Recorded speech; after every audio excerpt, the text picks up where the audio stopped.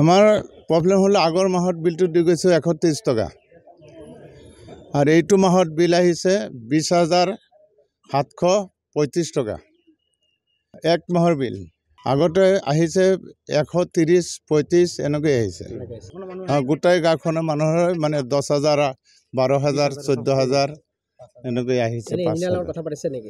আমাৰ যোৱা মাহত আহিছে 250 টকা তাৰ নেক্সট মাহত আহিছে 224 টকা এতিয়া আহিছে 4,407 টকা কি চলাই ঘৰত আমাৰ ঘৰত তিনিটা বল আছে আৰু তিনিটা ফেন আছে আৰু অন কিনো একো নাই চাব পাৰে কি এই যে বিলটো যে বেছিকৈ আহিছে আপোনালোকে যোগাযোগ কৰিছে না আমি যোগাযোগ কৰা নাই অৱশ্যে আজি মানে যাম বুলি মানে আহিছোঁ আৰু এতিয়া যাম আৰু কি কাৰণত বাঢ়িছে বুলি ভাবিছে আপোনালোকে নাজানো কিহৰ কাৰণে বাঢ়িছে আমাৰ এই কাৰেংঘৰ অফিচত তেওঁৰ মানে বিল আগৰ মাহত আছিলে 125 টকা 30 টকা আছিলে এই মাহত 20,000 কিমান টকা আহিলে অফিচত সিহঁতে যোগাযোগ কৰিছে যোগাযোগ কৰাৰ পিছতে কৈছে যে 6,000 টকা এটা লেছ দিছে কমাইছে আৰু সেইখিনি টকা দিবলৈ কৈছে আৰু গাঁৱত মানুহ আছে ধৰক 30-40 ঘৰ মানুহ আছে সবকেইটা মানুহ 5,000 6,000 10,000 এনেকৈ আহিছে আৰু সিহঁতে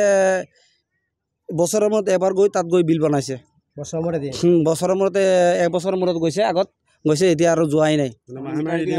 নাই আৰু কাৰেণ্টটো ইমান দিন নাই ন 3 মাহমান বানপানী আছে বানপানীৰ মাজত লাইনেই নাই লাইন কাটা আছিলে তেতিয়া লাইন দিছে দিয়াৰ পিছত কোনো মাহত 120 টকা 130 টকা কোনোবা মানুহৰ আহে এই মাহত মানে 4,000 5,000 15,000 20,000 এনেকৈ আহিছে অনুমানিক বিল বনাই দিছে অনুমানিক বনাই দিছে